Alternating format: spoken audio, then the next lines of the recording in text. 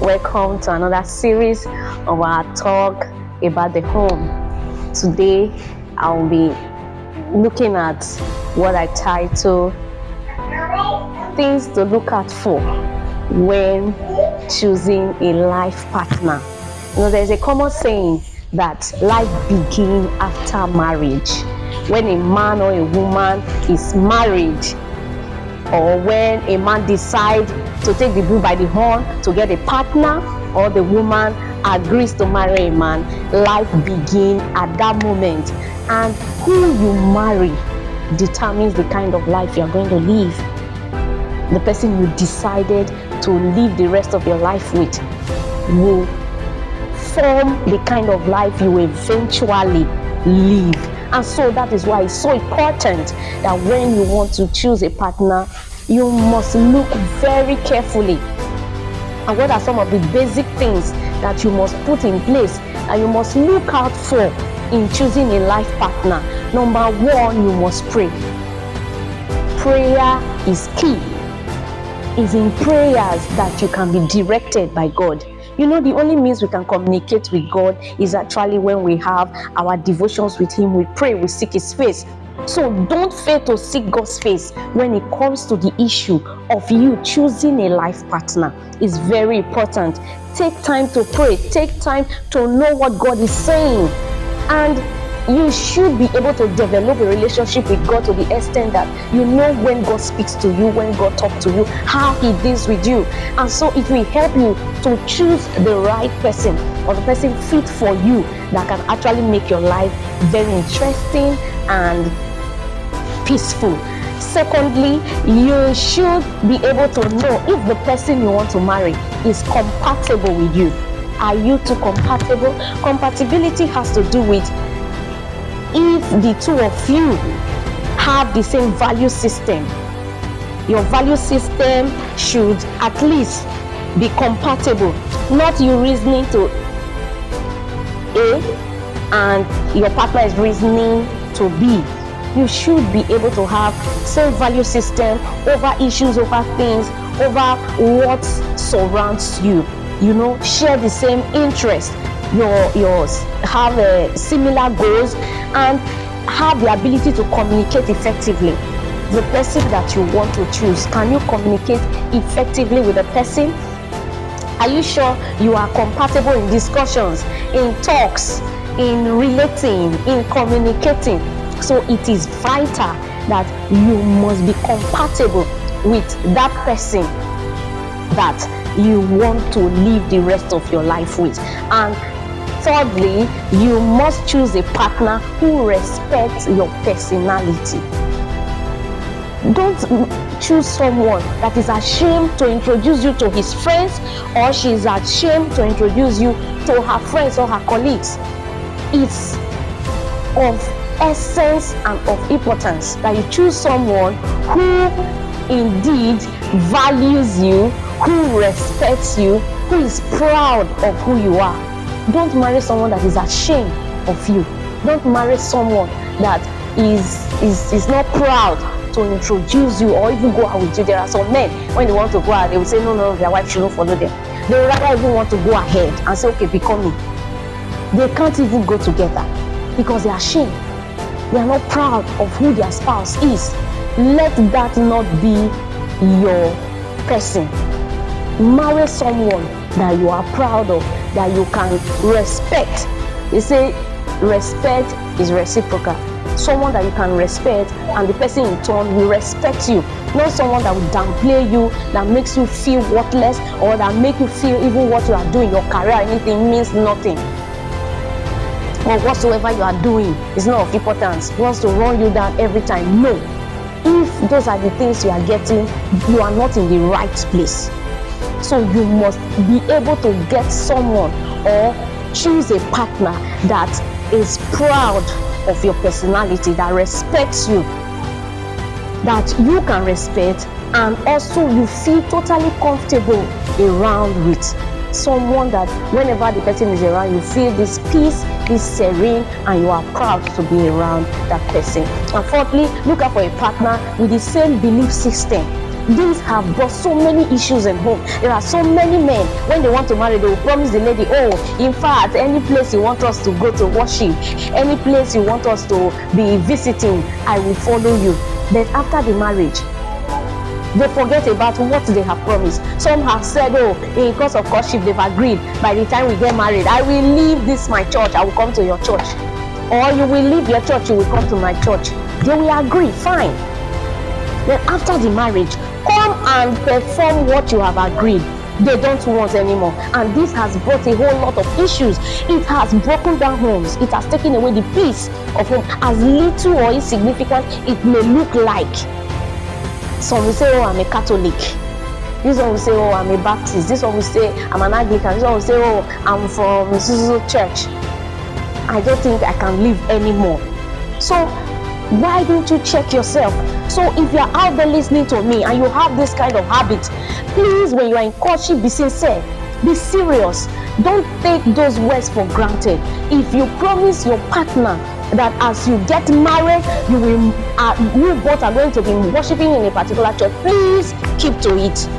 And as for our ladies, know that in the African setting, it is normal, it's a norm that as the lady marries the man, the lady automatically goes to the man's church. So if you feel you're not comfortable with where the man is worshiping or his belief system, during courtship, spell it out and let it be ironed out. Let a common ground be reached between the two of you. Don't go into marriage because of the euphoria of, oh, I want to get married, I am marrying soon. You not just promise anything that you feel like promising. Meanwhile, deep down inside of your heart, you know you don't want to keep to those promises. Please and please desist from it. Don't go into such.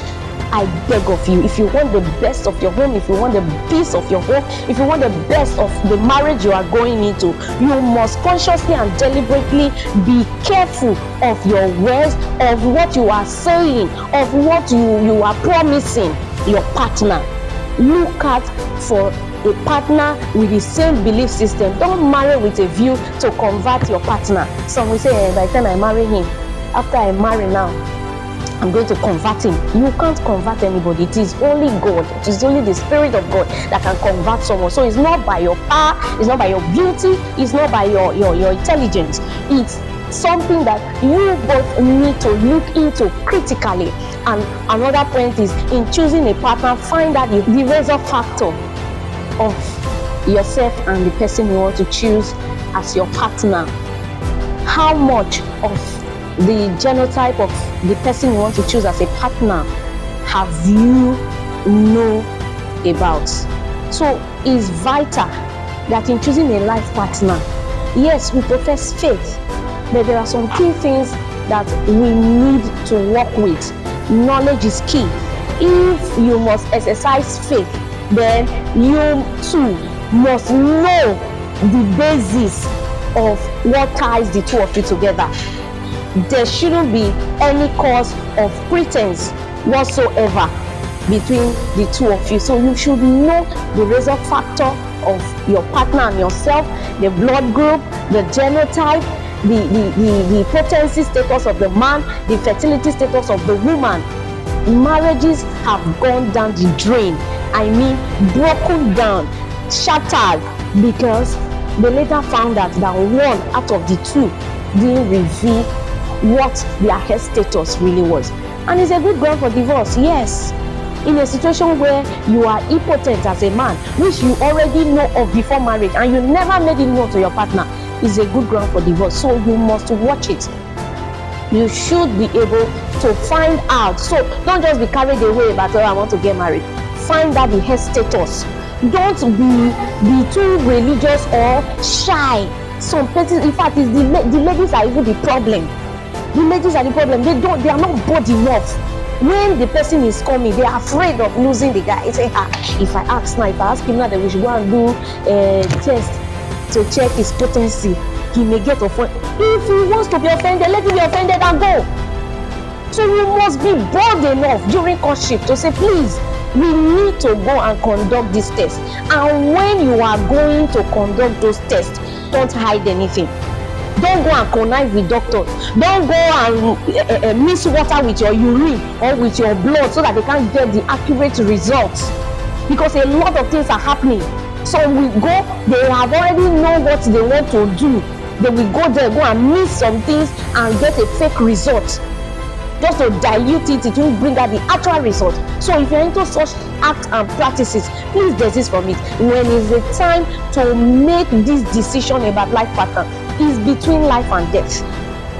Is what determines your destiny at the long run. So you must be sincere. This is the point of sincerity. No moment of games. So you must be prepared to know the health status of your partner. And now we are looking at the next point is how much of the background of this person you want to marry. You know how much of the person's background, where the person is coming from, what follows that family, what is entailed in that family.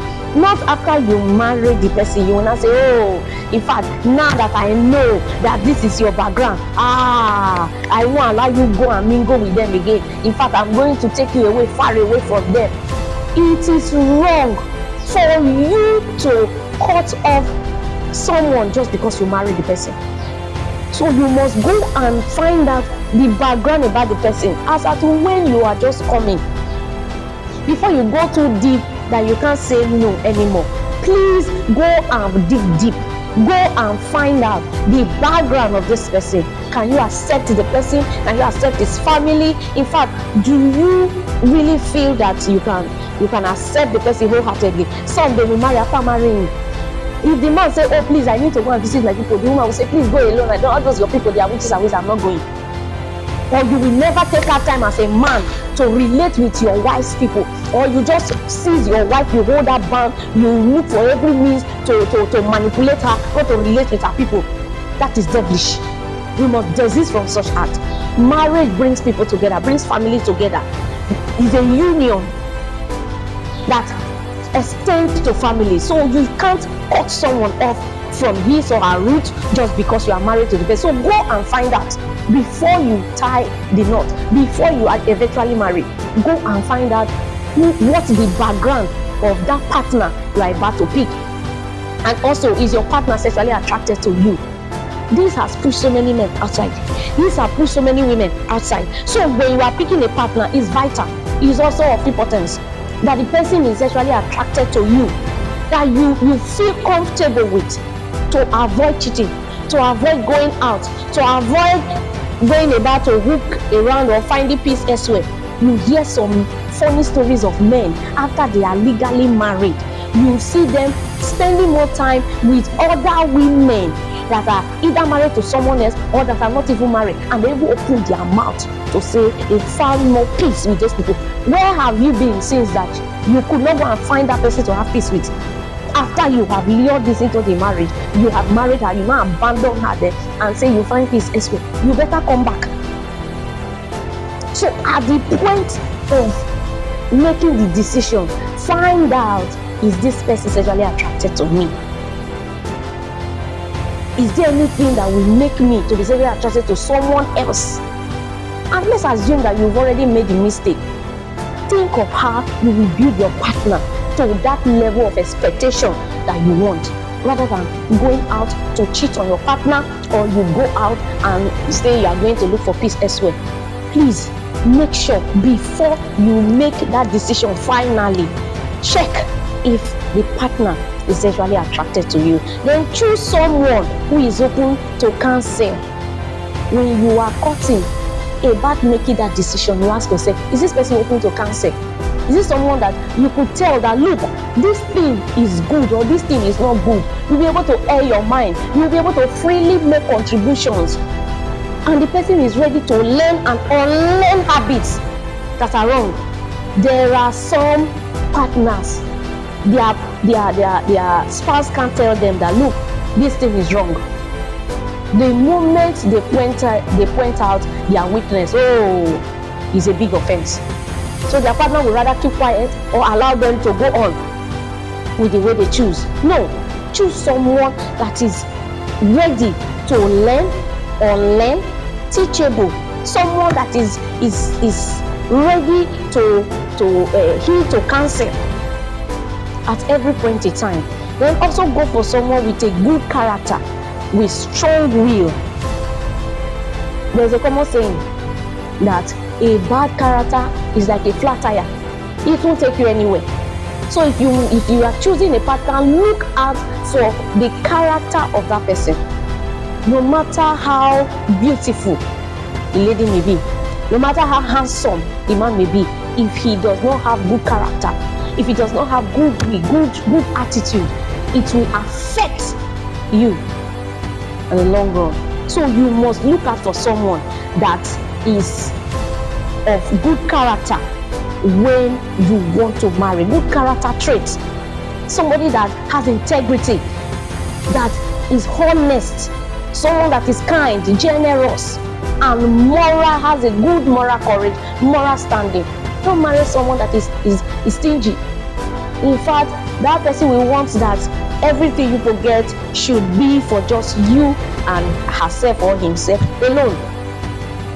Anytime you want to think of giving someone out there or be generous, that's when the message of check very well there are witches and wizards, so that they will not go and use your money that you give to them to hurt you.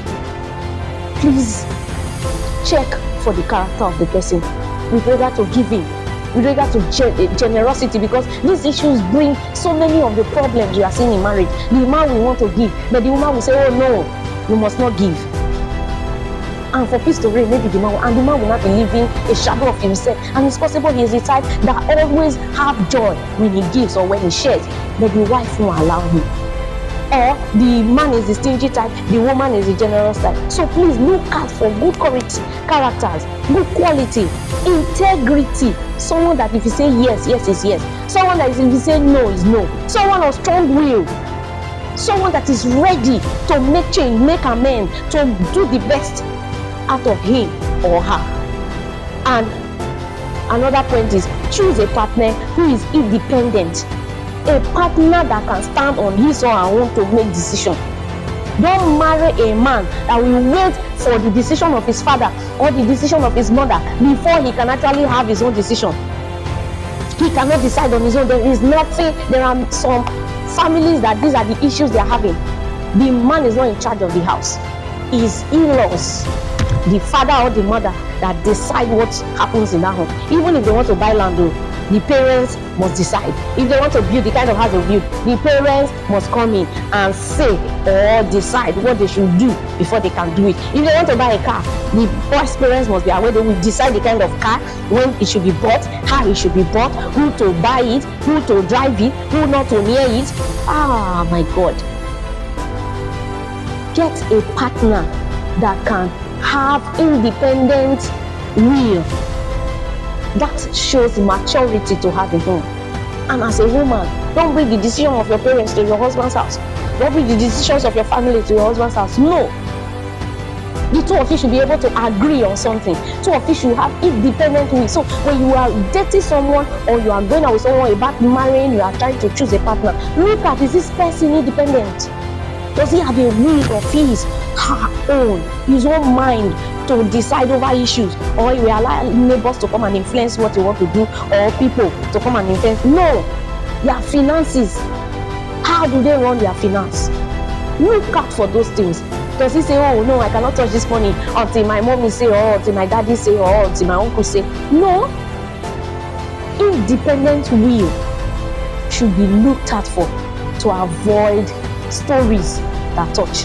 And lastly, become the person you want to date. Become the person you want to date. If you want to be treated well, be someone that treats others well too. If you want the best out of your marriage, bring out the best in you as well to ensure that that marriage works.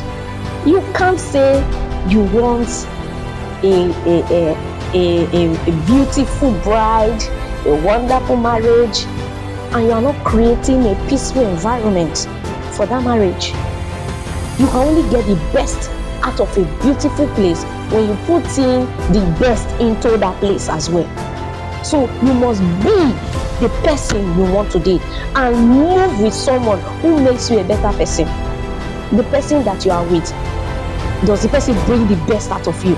The person that you are about settling down with, Does the person challenge you to do more? Does the person encourage you to do more?